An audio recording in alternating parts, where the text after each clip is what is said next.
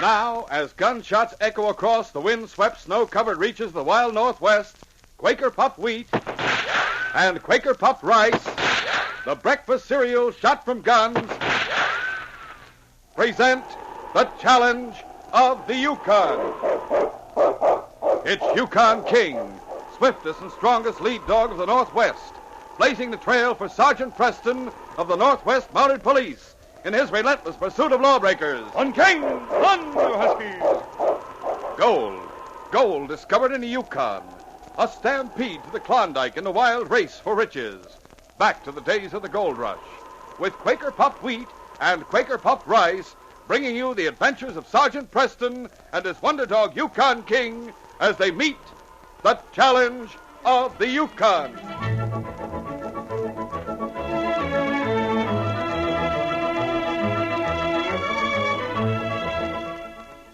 Say, get set.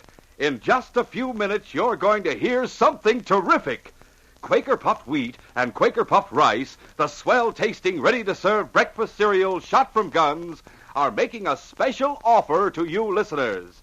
We know you fellas and girls like dogs, so keep listening. We've a big surprise for every single one of you.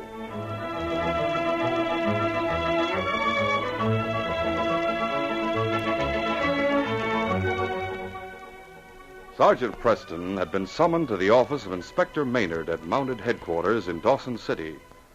The great dog King rested at his master's feet as they listened to the inspector saying, Sergeant, have you ever heard of a crook called the Sparrow? I certainly have, sir. From what they say, he's just about the slickest crook in the States. He may soon be the slickest crook in the territory. You mean he's coming to the Yukon, sir? That's right, Sergeant. They think the Sparrow has his eye on a New York millionaire named J. Hamilton Rudge. This man Rudge coming to the Yukon, too? Yes. He was planning to sail from Seattle soon after this letter was written. I see. And when he arrives, the Sparrow will probably be hovering somewhere close by. It seems to be the general opinion, Sergeant.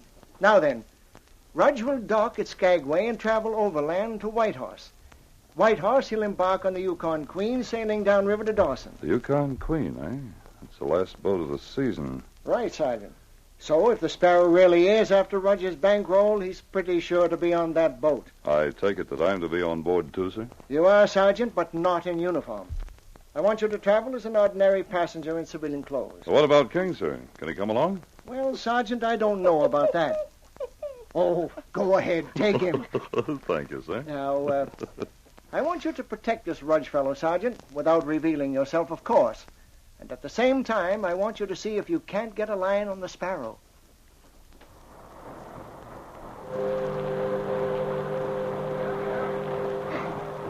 "10 days later, Sergeant Preston stood at the rail of the Yukon Queen as the steamer pulled away from the landing at Whitehorse. The Mountie was dressed in civilian clothes, and at his side was the great dog King.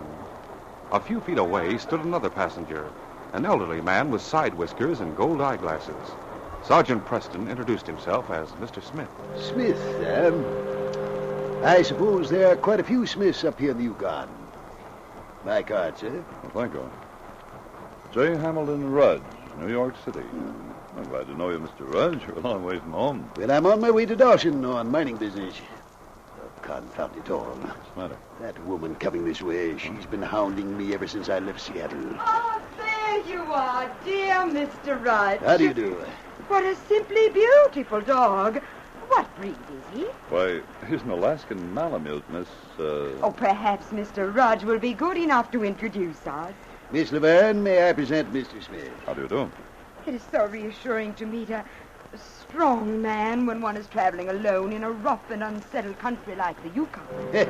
You'll have to excuse me. I must get back to my car. This your first trip to the territory, Miss Laverne? My very first. The manager of the music hall simply begged me to come to Dawson. I take it you're in the theatrical business. Ah, yes, I'm an actress, Mr. Smith.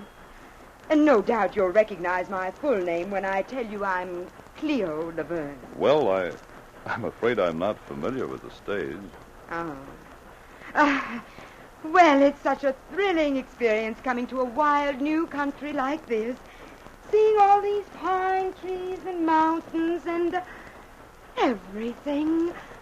Tell me, is it true that it gets very cold up here? I've seen it hit 70 below. Oh, Oh, surely you're joking. Don't worry, it won't get that cold for a few months yet. The looks of the sky, though, I'd say it's going to snow before morning. Oh, dear me. Perhaps I'd better go and unpack my furs. I'll see you at dinner, Mr. Smith. And I'll see you again, too, doggy. Cleo Laverne walked toward the door of her cabin, which was located only a few yards from the point where Sergeant Preston and King were standing. A moment later, the great dog growled and sprang erect at the sound of a muffled scream. That came from Miss Laverne's cabin. Come on, boy. Come in. What's wrong, Miss Laverne? Over there, in my bunk. A man. Is he dead? About as dead as a man can get with a knife through his heart. Oh, Mr. Smith, I think I'm going to faint. Try to keep a grip on yourself, Miss Laverne, and tell me what happened. I merely came in the cabin and started to take off my coat and hat. And then I noticed him lying there. You know who he is? I've never seen him before in my life. We'd better go notify the captain. Minutes later, Captain Goodall, skipper of the Yukon Queen, eyed the two passengers sternly as they returned to Cleo Laverne's cabin. Is this your cabin, Miss Laverne? Yes, Captain. It's this one right here. Well, where's the corpse? Right over there on my... It's gone. Gone. Yes. If it was ever there, It was there, all right. I suppose it got up and walked away. All by itself. There's not even a blood stain on the bunk. The corpse was lying face down with a knife in its back. It happens there was very little blood. Mr. Smith, I don't take kindly to hoaxes. Now, good day to you. Oh, Mr. Smith, what a horrible situation. What on earth are we going to do? I think perhaps I can convince Captain Goodall that we're not joking. You stay here with Miss Laverne, boy. I'll go up and talk to the captain again. At sight of the sergeant, Captain Goodall's face turned red with anger. I've already told you, Mr. Smith, that passengers are not allowed on the navigation bridge. It's important I talk to you where we can't be overheard by the other passengers. What is it this time? Another corpse? Take a look at these credentials, please. The holder of these credentials is traveling on official police business and is to be given every possible assistance. Signed, Inspector Maynard, Northwest Mounted Police. Well, if you're a Mountie, where's your uniform? One of the passengers on this ship is a crook from the States called the Sparrow. I'm traveling in civilian clothing in hope of discovering his or her identity. Guess I owe you an apology. No need to apologize. Now then, Captain, about that corpse. The man was middle-aged, very swarthy, and had a black mustache. Does that description sound familiar? No, I can't say that it does. How many passengers are you carrying this trip? 5, counting you and Miss Laverne. And how many cabins are there? 10. Each passenger is separated from the person next to him by an empty cabin. The murderers certainly didn't throw the corpse overboard in broad daylight. So the chances are it's in one of those 10 cabins. Right. We'll make a search at once. Sergeant Preston and Captain Goodall searched the 5 empty cabins, and also the dining cabin at the end of the passageway, but found no trace of the missing corpse. Guess we'll have to try the occupied cabins. You say there were 3 other passengers aboard besides Miss Laverne and myself. That's right. Here's Mr. Mason's cabin right here.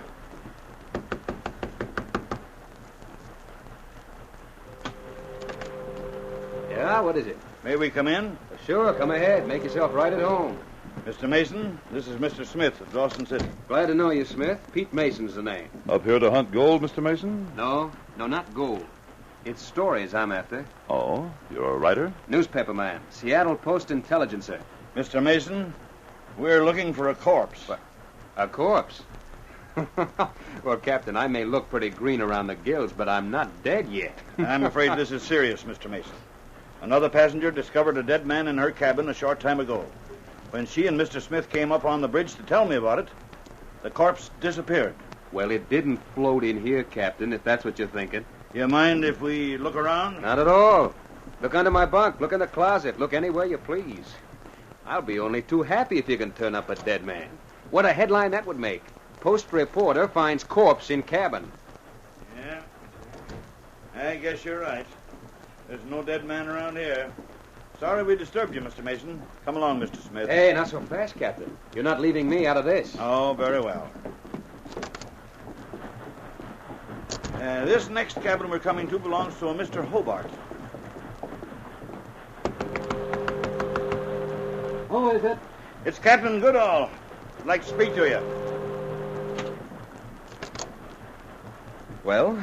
May we come in? All of you? Sorry. Should have introduced you. Mr. Leo Hobart.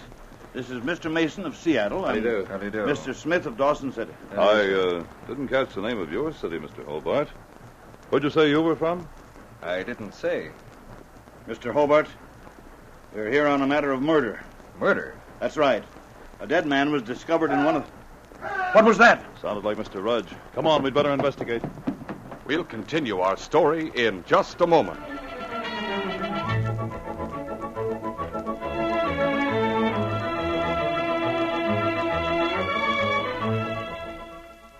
In just a moment, Quaker Puffed Wheat and Quaker Puffed Rice bring you that big surprise.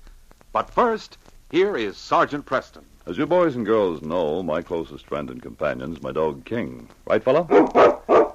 Naturally, I feel that everyone should love and understand dogs, and you should recognize and know the different kinds of breeds. Dogs are truly man's best friend. Fellas and girls, we're sure you agree with Sergeant Preston. That's why today we're making you listeners a very special offer. Listen. Right now, grocers have special new surprise packages of Quaker Puffed Wheat and Quaker Puffed Rice. Inside these packages, you get 2 different Challenge of the Yukon dog picture cards. These 2 dog picture cards inside each package are yours at no extra cost. No box tops to send in, no waiting. These cards are like regular trading cards. They're handy size, stiff back, have the same shiny, glossy finish as game cards. These beautiful cards feature actual photographs of real dogs in full color. They're true to life. They're new. And you can get them only with Quaker Puffed Rice and Quaker Puffed Wheat. Now get this. Wheat and rice shot from guns are offering 35 different cards in all. That's 35 famous breeds of dogs. Each package contains 2 different dog cards, and they're yours at no extra cost. Think of all the different kinds of dogs you can collect. Favorite dogs you know, like Cocker Spaniel and St. Bernard, or strange breeds like Saluki or Otterhound. Best of all, there's Sergeant Preston's wonder dog, Yukon King. Yes, you can get an exciting trading card of King, true to life, the real King himself, in color. What's more, Sergeant Preston gives you a description of each dog on the back of every card. He tells you what the dog is like, plus many facts you should know about him. Yes, these amazing cards help you to recognize and know about the different kinds of dogs. They give you valuable information about working dogs, sporting dogs, show dogs. They let you in on which kinds are good watchdogs or learn tricks easily. And mind you, these cards feature real dogs, many champions of their breed. Imagine owning an official collection like this. A set that includes the world's biggest dog, the world's smallest dog, the world's fastest dog. You find these different dog cards in packages of Quaker Puffed Wheat and Quaker Puffed Rice. And don't forget, you get not 1, but 2 of these dog picture cards in each package. There's no waiting, no delay, no extra cost. They're at your grocers now. Hurry, collect them, save, swap, trade them. Start now while supply lasts. Remember, you get these official Challenge of the Yukon dog picture cards only with delicious Quaker Puffed Wheat and Quaker Puffed Rice. And you get not 1, but 2 cards in each package. Don't delay. Start collecting today.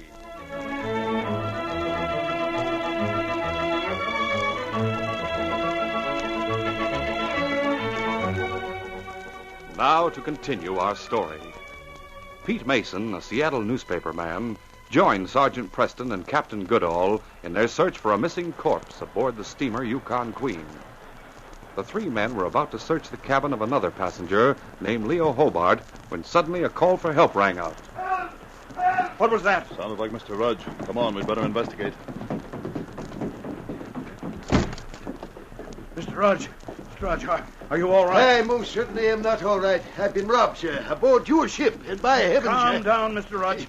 Tell us what was stolen. I'll tell you what was stolen. A jewel box containing 2 sets of diamond studs and over $10,000 in cash. You sure you had the box when you came aboard? Of course I'm sure. It was right here in my suitcase not more than a half an hour ago. Mr. Rudge, we'll find that jewel box if I have to go over this ship with a fine-tooth comb. Yes. Beginning right now, we're going to search every inch of every cabin on the Yukon Queen.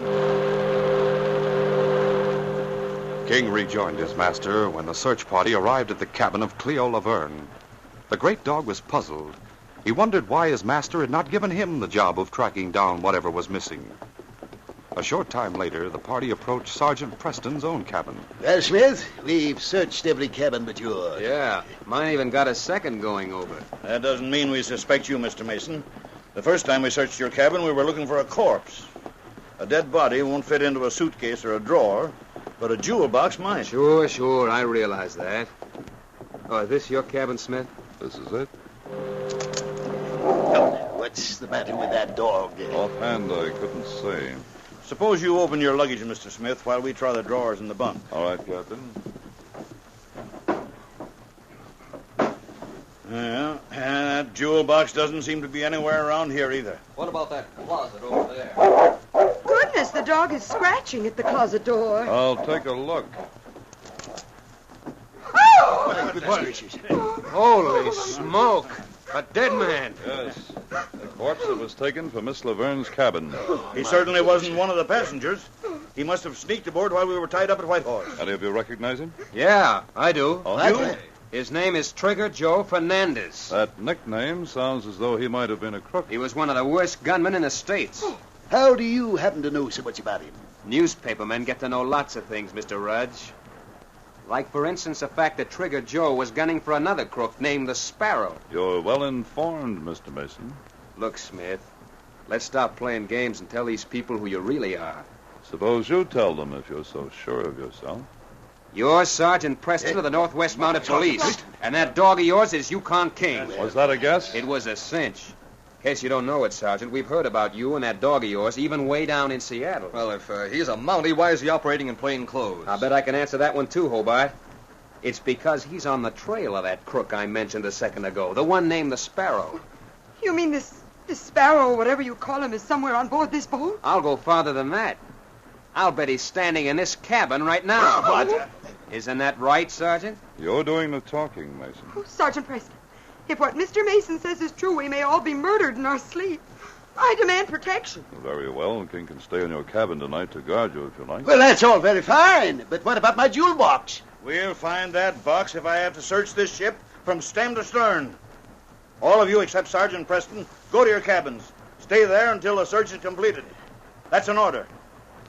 A thorough search was made of the entire ship, but no trace of the missing jewel box could be found. That night, Sergeant Preston was awakened by a gentle tapping at the door of his cabin. Huh? Yes? What is it? Who's there? That's funny. I'm almost sure I heard someone at the door. Maybe I better take a look.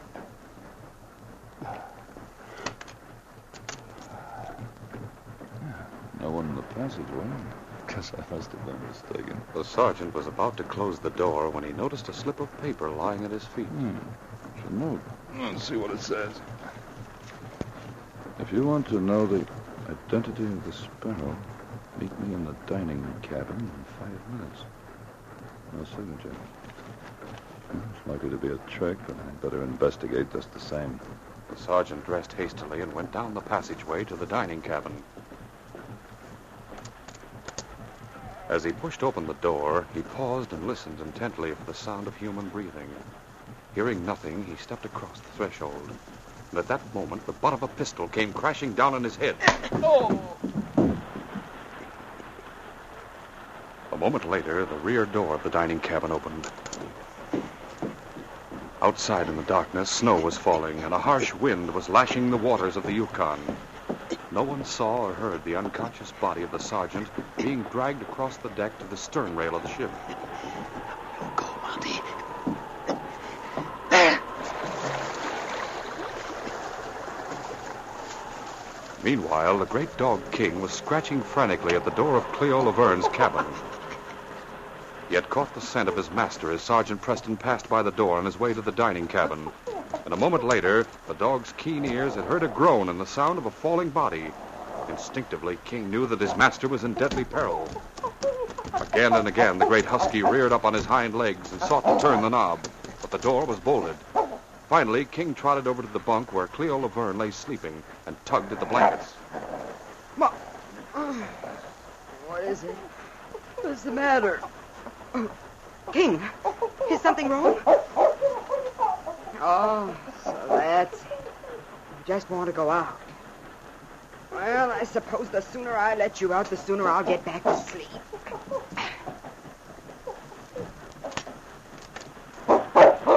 King dashed down the passageway to the dining cabin. The door was ajar, and King pushed it open easily with his nose. Inside, he caught the scent of his master clinging close to the floor. King followed the scent to the rear door of the dining cabin. The door was closed, but King worked it open with his paws and raced across the open deck toward the stern of the ship. Without hesitation, he leaped the rail and plunged into the swirling waters below. The cold water had shocked Sergeant Preston back to consciousness, but he was still weak and dazed, and the chilling effect of the icy water had almost paralyzed his muscles. King! King! Let go! This way, boy! This way! King! King, boy! I might have known you'd come to save me. It'll be a long pull, fella. Long pull. The great dog and his master struck out desperately for the riverbank, but the current was swift and treacherous. As they neared land, Sergeant Preston's last ounce of strength finally gave out. It's no use, King. I can't hold up any longer. Seizing his master's coat in his powerful jaws, King struggled on through the raging torrent. Minutes later, he dragged his half-conscious burden ashore. Look at old King. Once again, I owe my life to you, fella. Guess I better get up and get moving before I freeze to death. Yes, boy, I see it, too. Looks like a lighted cabin. Let's head for it. At the cabin, Sergeant Preston borrowed dry clothes and a sled and dog team. Without further delay, he pushed along the coast to Selkirk. The Yukon Queen was tied up to the landing at Selkirk when Sergeant Preston and King went aboard the following morning. The sergeant had changed his clothes at the local Mountie post and was now wearing the red-coated uniform of the force. Captain Goodall greeted him with a look of open-mouthed astonishment. Am I seeing ghosts? Or are you Sergeant Preston? I'm no ghost, Captain, and neither is King. But man alive, what happened to you? We thought you'd fallen overboard during the night. Fallen's not quite the word for it. I was slugged and then thrown overboard. What? But how in the world did you get to shore? I didn't think anyone could stay alive in that water last night. I'd be a dead man right now, Captain, if King hadn't jumped after me and pulled me ashore. Luckily, it was near a cabin, and I was able to borrow a sled to get to Selkirk. No wonder they say King is worth his weight in gold. All the passengers still aboard? They are. I've been holding them till the law could arrive to investigate the murder. And suppose you ask them all to assemble in the dining cabin. I think it's about time we clipped the Sparrow's wings. 10 minutes later, Sergeant Preston faced the assembled passengers in the dining cabin. Sergeant, aren't you going to tell us what happened to you? Yes, Mr. Mason, I am. Last night, a note was slipped under my door. The note said that if I'd meet the sender in 5 minutes, he or she would tell me the identity of the Sparrow. When I went to keep the rendezvous, I was slugged and thrown overboard. Luckily, King jumped after me and dragged me ashore. When you got this note telling you to come to the dining cabin, did you know then who had sent it? I had a few suspicions, Mr. Rudge, that was all. Now I know for sure. Well, don't keep us in suspense, Sergeant. Tell us who it was. Before I make any accusations, I'd better tell my reasons. In the first place, there's not much doubt that it was the Sparrow who killed Trigger Joe Fernandez. Are you sure of that, Sergeant? The Sparrow's the only person aboard who had any motive for killing him. We know Fernandez was out to get the Sparrow. He probably sneaked aboard at Whitehorse and lay in wait in the Sparrow's cabin. When the Sparrow came aboard, Fernandez probably tried to kill him. Instead, he himself ended up with a knife through his heart. That makes sense, all right. But why pull that disappearing act with a corpse? He probably figured it would confuse us. And, too, it may have tickled his perverted sense of humor. Well, you still haven't told us who the Sparrow is. The Sparrow had to be one of you 4 people. Miss Cleo Laverne, Mr. Pete Mason, Mr. Leo Hobart, or Mr. J. Hamilton Rudd. Last night, I definitely eliminated Miss Laverne as a suspect. Me? How, Sergeant? Because King was standing guard over her. Unless King had been killed or drugged himself, she never could have carried out an attack on me. As a matter of fact, I was sound asleep until King woke me up. And I was pretty sure Mr. Hobart wasn't the Sparrow either, because I remembered having seen him in Dawson City. Last night, when I was on my way to Selkirk here, I remembered who he was.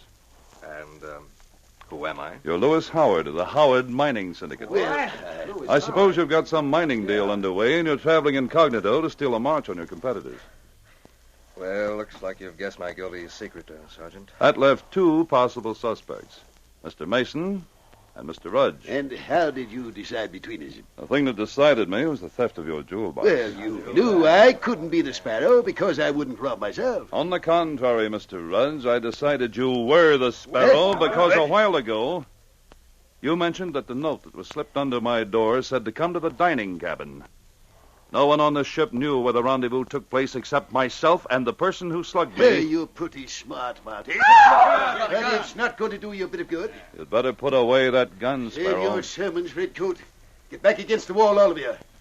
Don't try any funny stuff when I step out of this door. It's no use, Sparrow. Don't come any closer, Preston. I'll put a bullet right between your eyes. You're not going to shoot me or anyone else. You see, I thought you might try to make a break, so I posted King right outside that door. Take him, King! All right, I'll take that gun. All right, King. On guard. Now then, Sparrow, on your feet. You're under arrest in the name of the Queen. All right, Mountie. I guess you got me. But if it hadn't been for that door... You'd have killed me last night, and you'd have gotten away just now. You're right, Sparrow. But fortunately, King's always on the job when I need him. Aren't you, fella? Yes, boy. Thanks to you, this case is closed.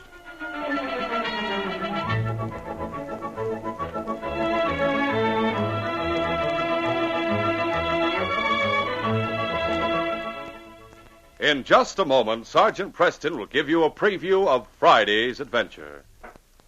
Hurry, hurry, hurry to your grocer.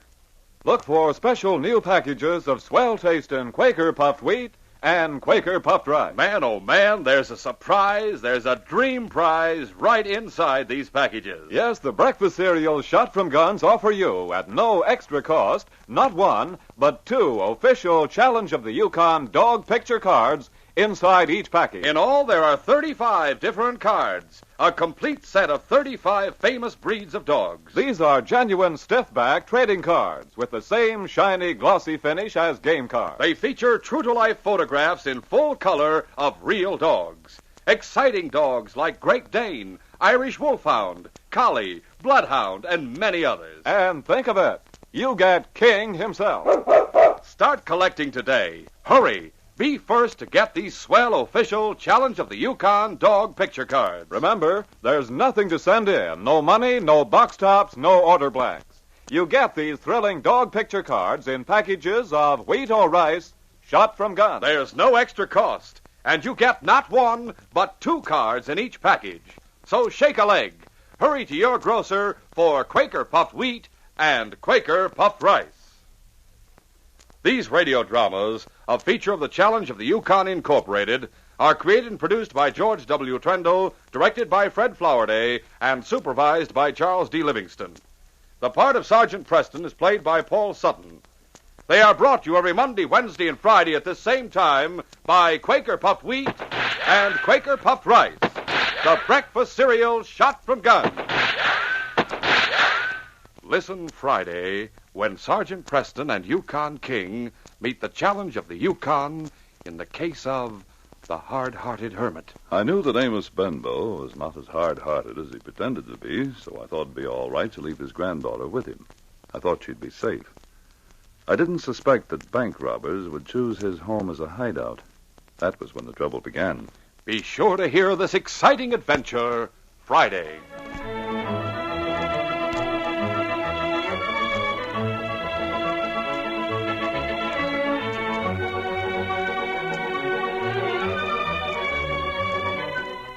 This is J. Michael wishing you goodbye, good luck, and good health from Quaker Puffed Wheat.